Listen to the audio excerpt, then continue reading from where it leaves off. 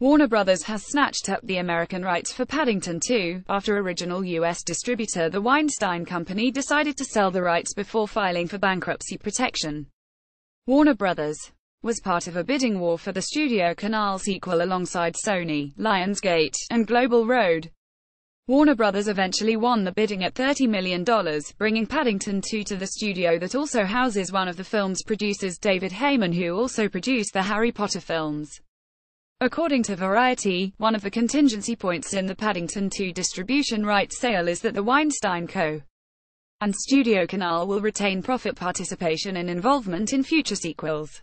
While $30 million may seem like a lot of money, it's a pretty great deal for the sequel to a film that made $76 million in the US and $191 million overseas. The sequel stars Hugh Grant and Brendan Gleeson alongside returning cast members Hugh Bonneville, Sally Hawkins, Julie Walters, Jim Broadbent, and Ben Whishaw as the voice of Paddington. And Paddington 2 is already a massive hit in the UK off the back of a stellar opening weekend. The film is set for release on January the 12th in America, and it's unclear as of yet if the change in distributor will affect that date. As for the Weinstein Company, according to Variety, insiders report that the company has as much as $500 million in debt and obligations. The Weinstein Co. is currently selling off assets as it figures out its next step.